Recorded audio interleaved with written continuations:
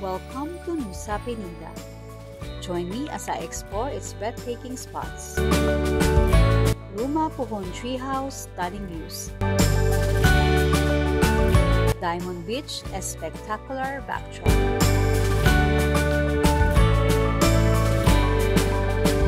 And Kelengking Beach, iconic T-Rex cliff. Want to see more of this paradise island? Keep on watching!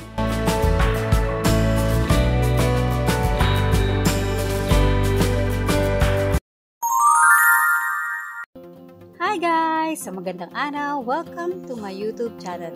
We're on a day 2 of my 4-day Bali, Indonesia tour at ang call time namin today, 5:30 AM.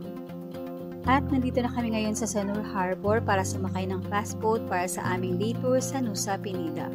The first fast boat to Nusa Penida typically departs around 7:30 AM and it's advisable to arrive 30 minutes early before your scheduled departure.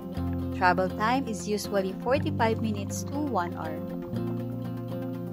Ang organizer nga pala ng aming Bali, Indonesia tour ay si Sir Sergio ng Sir Ventures Travel and Tours. I'll just put the link to his FB and FB page in the description box below para sa gustong mag-inquire at mag-book ng tour sa kanila. It's now 7 AM guys at pasakay na kami sa fast boat. Super excited na rin makita ang mga famous tour spots ng Nusa Penida. Tignan natin kung ano-ano ang mga mapupuntahan namin sa buong araw namin dito. Tara, sama ka sa biyahe namin! And we've just arrived at Nusa Penida. Inaantay lang makababa sa fast boat lahat ng aming mga kasama. Mula dito sa port guys, maglalakad pa ng mga 5 to 7 minutes papunta sa car na magiging sasakyan namin sa tour namin ngayong araw.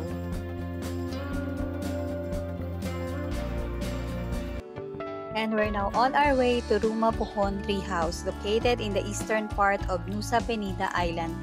According to our driver, the estimated travel time to reach the jump-off area is about 1.5 hours.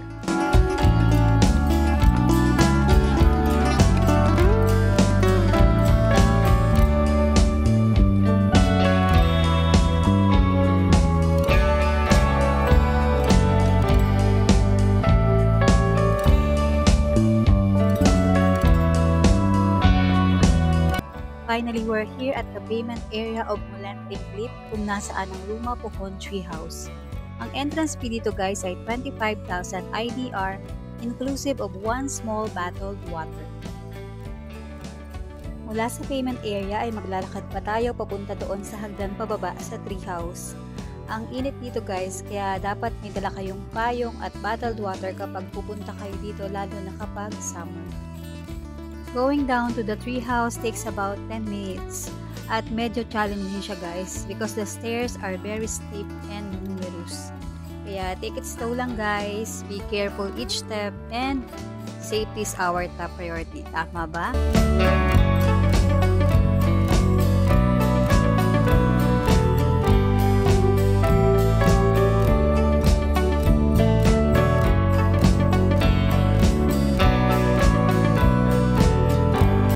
Here ay tanaw na natin ang Rumah Pohon Treehouse. Konting lakad na lang. At ganito siya guys, mahaba ang pila dahil may mga nauna pa sa amin na grupo dito. What a stunning view of the Rumah Pohon Treehouse. This picturesque beauty makes it totally worth the wait.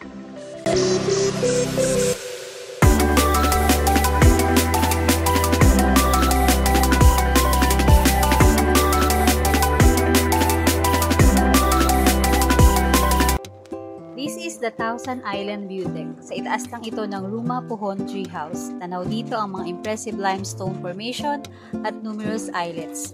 Perfect spot din ito for photo and video opportunities.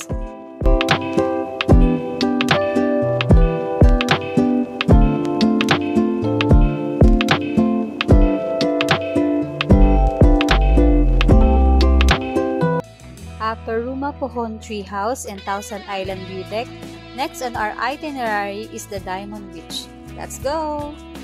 It's now 12 noon guys at kami ay naglalakad papuntang Diamond Beach. Hindi ko alam na puro lakad pala ang gagawin namin today. Pero okay lang naman ako guys, sanay naman tayo sa lakaran. By the way guys, if you're planning to visit Nusa Penida, here are some tips. Wear footwear with good grip, bring umbrella for shade, pack bottled water to stay hydrated, and apply sunscreen dahil sobrang init dito guys.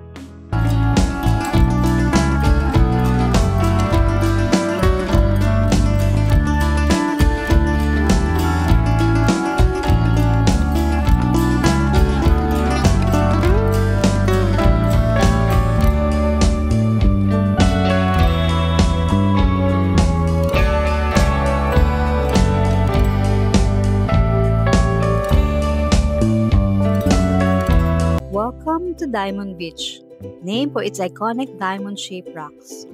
The blue waters, crashing waves, white sand, and striking formations left me in awe. What a spectacular backdrop!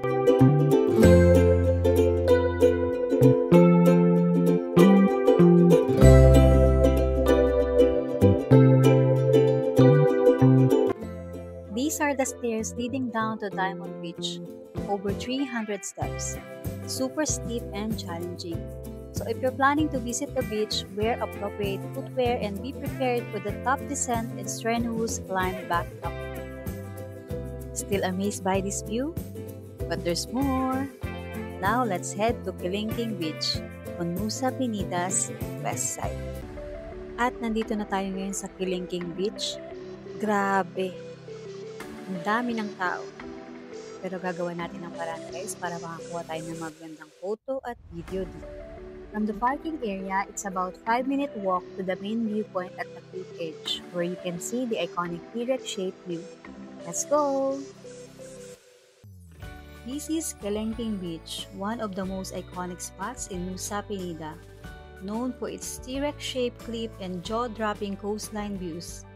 It's one of Bali and Indonesia's most photographed locations, making it a must-visit for photography lovers and definitely worthy of your travel bucket list.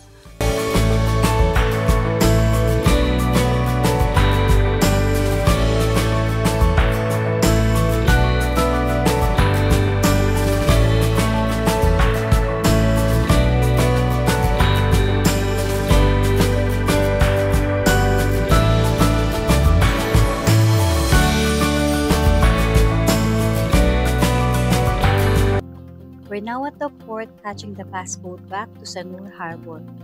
The last departure to Sanur is 5 p.m. So for a day tour, make sure you're back here before 5 p.m.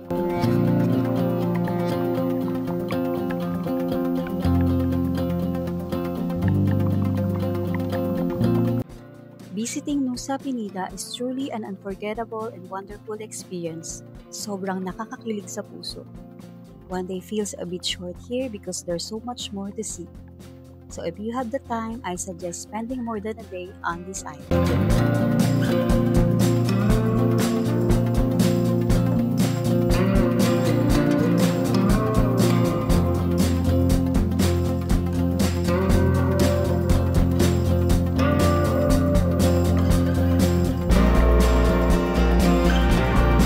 And we're now back at Sanur Harbor at dito ko na rin muna tatapusin ang video na ito. Salamat sa pagsama sa akin hanggang dulo.